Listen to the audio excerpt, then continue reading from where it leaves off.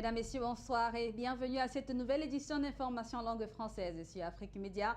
Merci également de nous recevoir chez vous.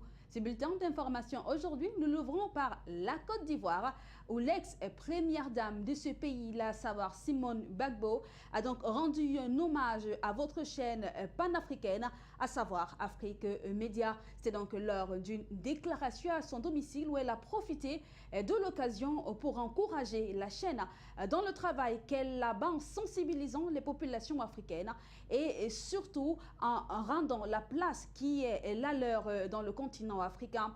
Elle a également fait savoir que le combat pour libérer le continent africain de l'oppression de l'Occident est loin d'être terminé. Nous l'écoutons au micro de notre correspondant Mathias Zakam depuis la Côte d'Ivoire. Je voulais profiter de l'occasion qui m'est donnée pour remercier Afrique Média. Je l'ai écouté avec beaucoup de joie, beaucoup de plaisir, quand j'étais encore dans mon lieu d'éducation. Et grâce à ce média-là, j'ai beaucoup appris. En écoutant, beaucoup appris sur l'histoire, où les débats m'ont aidé à me ressouvenir des choses passées, des choses que nous avions vécues, des choses que d'autres pays africains ont vécues. Et les débats là sont très enrichissants, ils sont très instructifs. Vraiment, je vous remercie pour ça. Merci pour la prise de position même dans le débat ivoirien. Vous avez su à chaque fois présenter à l'antenne des personnes qui avaient l'opportunité de dire ce qu'elles pensaient vraiment, en toute sincérité, et ça a aidé énormément à faire connaître la vérité ivoirienne, à la diffuser dans le monde entier, et à faire connaître également la vérité sur toutes sortes de vécus dans notre Afrique, la question libyenne, la question congolaise, RDC, la question africaine, Afrique centrale, la Centrafrique.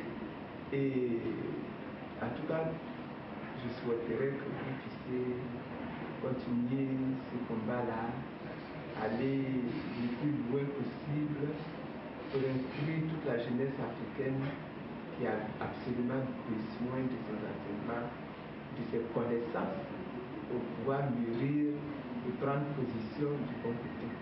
Merci, merci, merci pour tout ce travail que vous avez fait. Ce n'est pas facile. J'ai suivi un petit peu les difficultés que vous avez eues. Il y en aura encore, mais tenez bon, parce que c'est vous qui êtes en train de faire ce réussi. Que le Seigneur vous bénisse.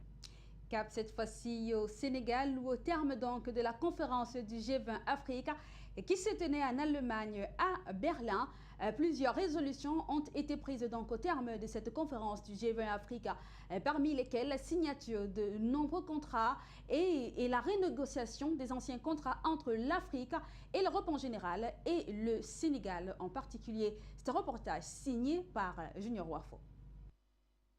Le président de la République du Sénégal, son Excellence Macky Sall, a signé mardi 30 octobre 2018 un important contrat d'électrification de 300 villages sénégalais avec l'Allemagne.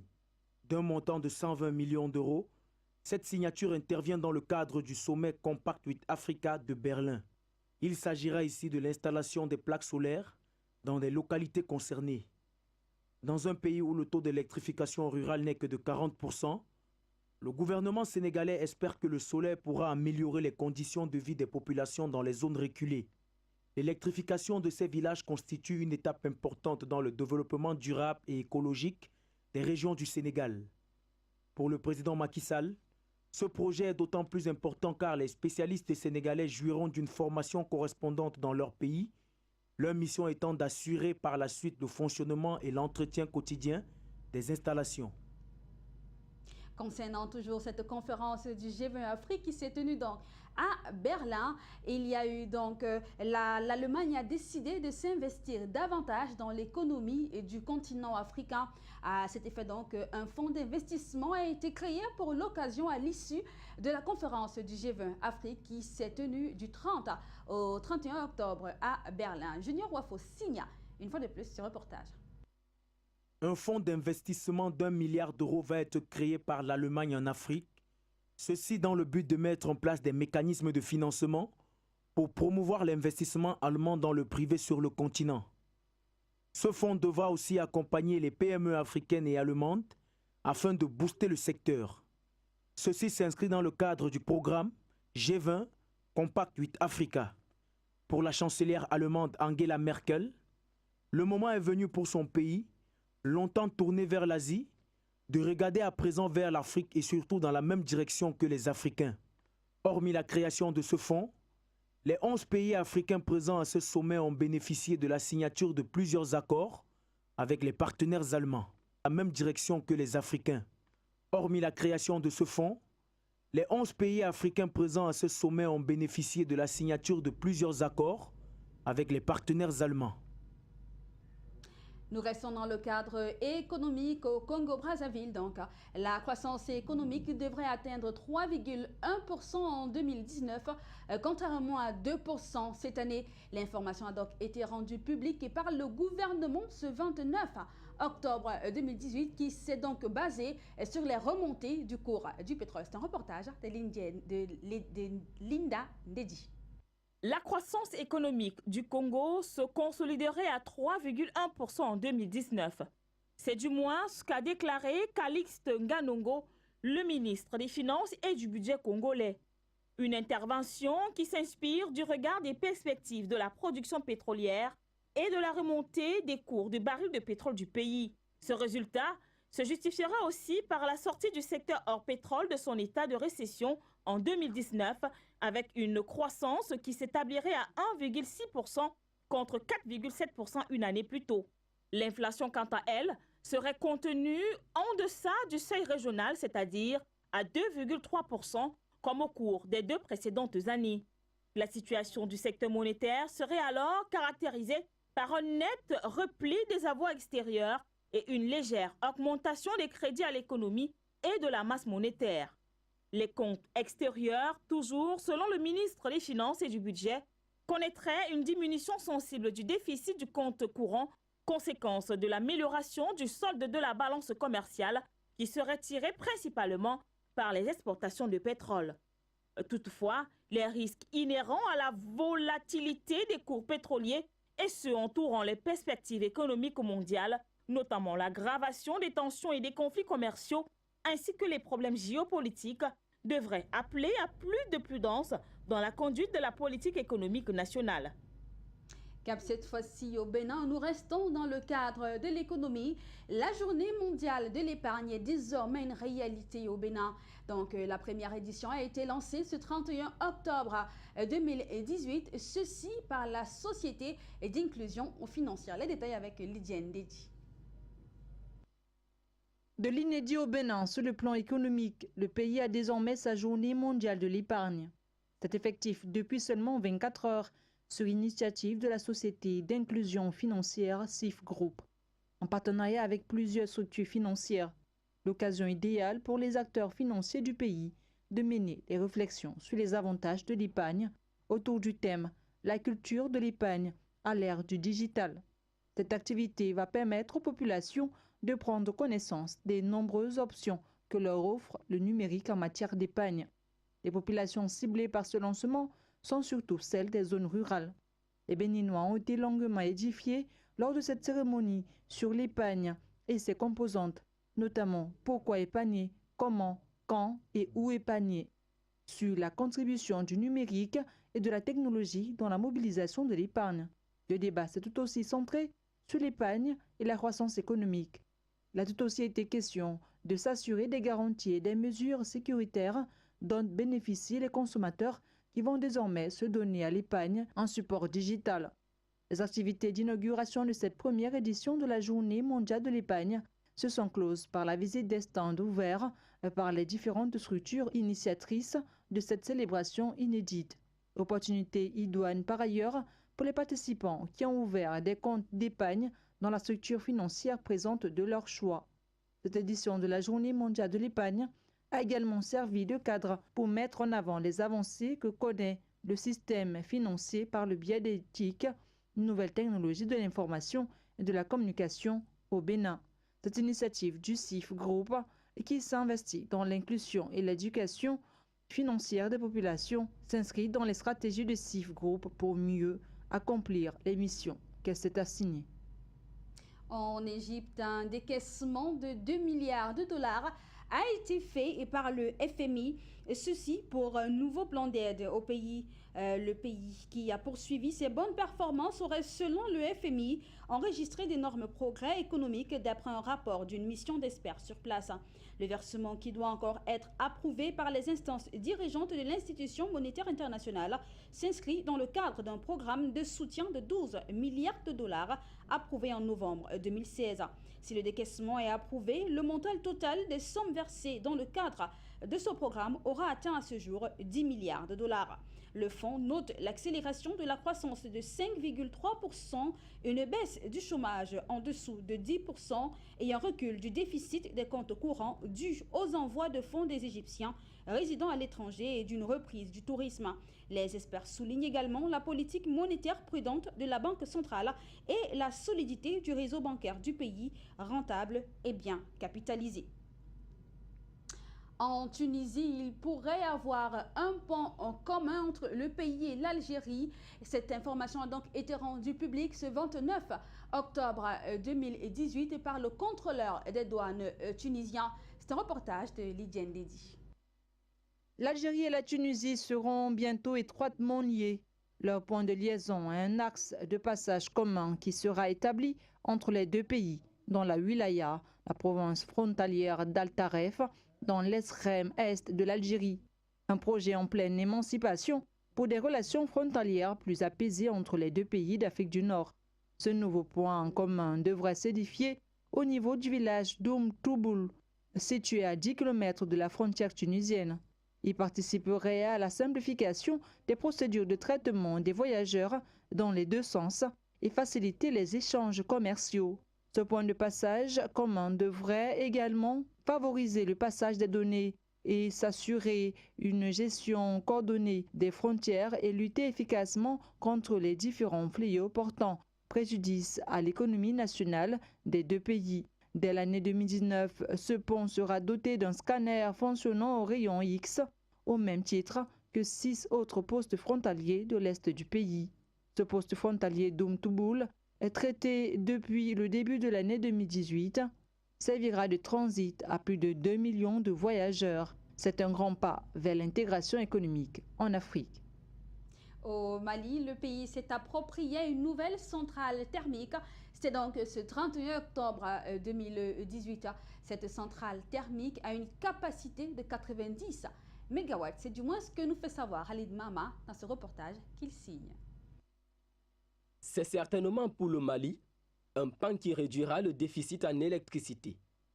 Car la dite centrale permettra d'accroître l'accès de la population à l'énergie et favorisera le raccordement des unités industrielles et minières de la région de Kayes au reste du système interconnecté sur l'étendue du territoire. C'est du moins ce qu'a déclaré le ministre de l'Énergie et de l'Eau, Sambou Ouagué. Ce projet a été réalisé par la société de droit malien Albatros Énergie avec l'aide d'un pool bancaire. À son tour, la société vendra pendant 20 ans l'électricité à Énergie du Mali. Après le dit contrat de vente, Énergie du Mali sera prioritaire sur la gestion de cette électricité.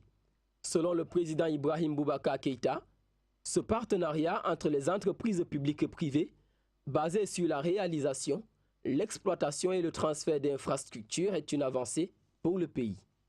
Il a également mentionné que le Mali essaye d'accroître sa desserte en électricité à travers une interconnexion avec la Guinée voisine. Déjà qu'en début du mois d'octobre, le financement de ce projet d'interconnexion de réseau électrique entre le Mali et la Guinée a été bouclé par son gouvernement et la Banque mondiale. L'infrastructure de 714 km transportera l'énergie hydraulique entre la localité de Nzérékoré en Guinée et Sanakoroba au Mali. Au Cameroun, nous parlons de la promotion de la santé dans le septentrion. Une convention a donc été signée à Yaoundé par le ministre de la Santé, ceci pour promouvoir le bien-être des populations dans le Grand Nord. C'est du moins ce que nous fait savoir Aboubacar Sidik, notre correspondant au Cameroun, depuis Yaoundé, dans ce reportage qu'il signe. Le projet Chèque Santé dans les régions du Nord Cameroun, l'extrême nord et la Damawar a été mis en place par l'État du Cameroun avec l'appui des partenaires techniques et financiers pour soutenir l'incapacité de nombreuses populations à faire face aux coûts de soins de santé. Sur le terrain, ce projet a connu un succès fulgurant. Cette gestion d'un projet qui a déjà fait des preuves, qui a déjà touché la vie de plus de 100 000 femmes aujourd'hui, qui ont bénéficié de cet accompagnement pour lutter contre la mortalité maternelle et infantile. Donc je pense que c'est vraiment un moment très important. L'idée, c'est d'aller plus loin. Le moment étant venu pour transférer les compétences de gestion jusqu'ici entre les mains des structures ad hoc aux fonds régionaux.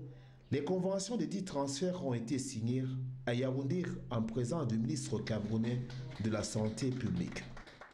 En effet, pour ceux qui ne savent pas, ce n'est pas les structures et les programmes, ce sont des structures mises en place par le ministère de la Santé.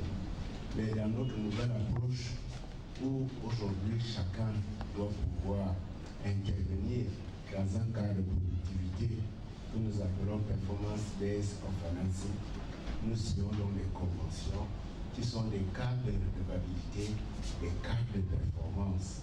La signature de ces conventions ont été saluées comme il fallait s'y attendre. Le transfert des compétences du Centre international de développement et de recherche aux fonds régionaux apporte son lot de contributions dans la couverture santé universelle au Cameroun qui est en train d'être mise en place. Après avoir mis en place la commission ad hoc chargée de ce transfert et dont les travaux ont conduit à la validation par le gouvernement du principe directeur de ce transfert, nous nous abritons effectivement en nos seins depuis mai 2018 cette structure chargée de l'implémentation sur le terrain de ce mécanisme permettant de réduire les barrières financières d'accès aux soins obstétricaux néonataux, d'une part, et d'autre part, d'améliorer la qualité des soins à travers un système d'achat de prestations de soins à juste prix.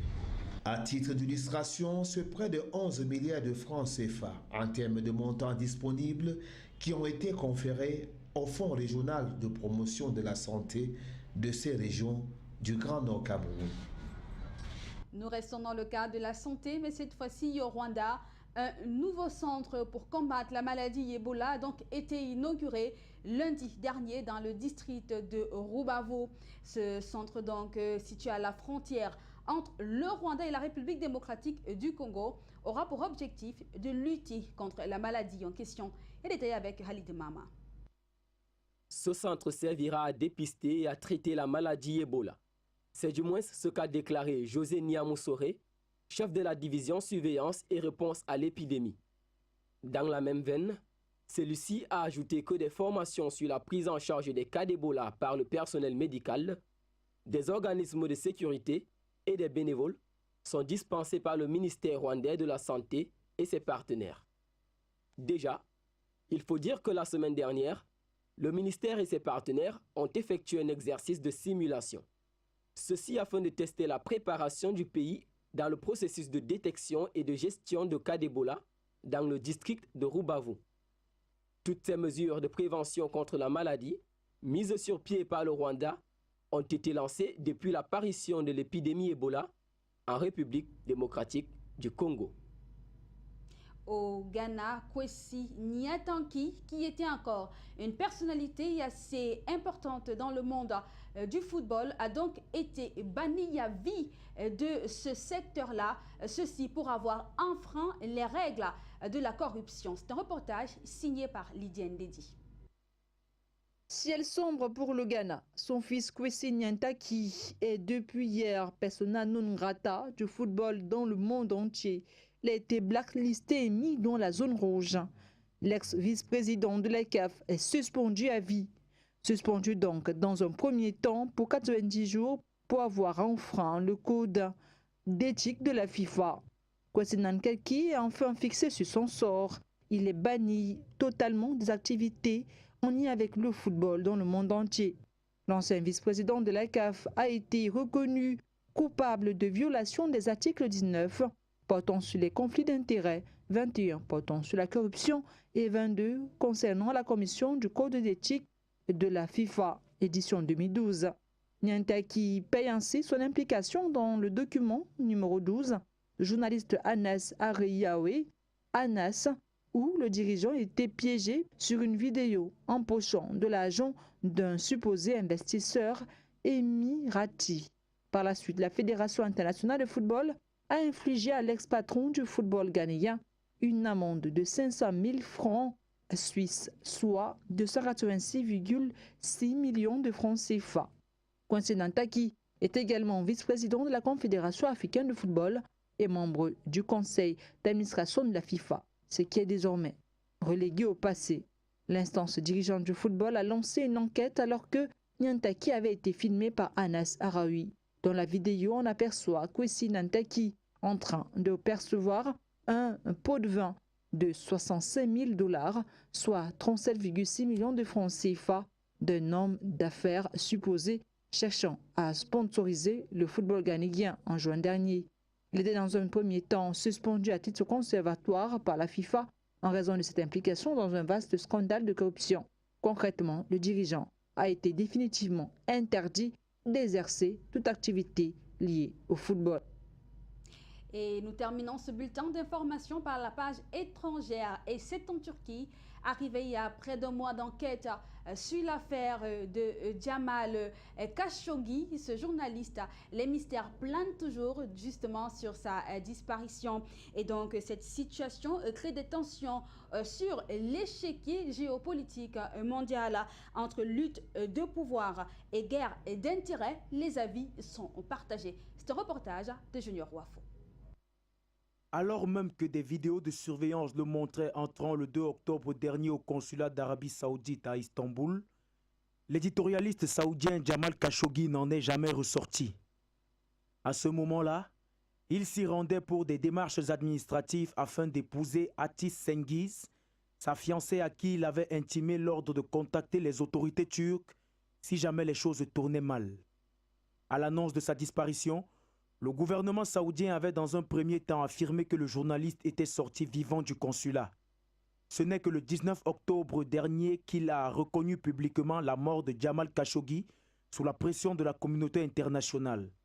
Selon Riyad, le journaliste aurait perdu la vie au cours d'une opération non autorisée.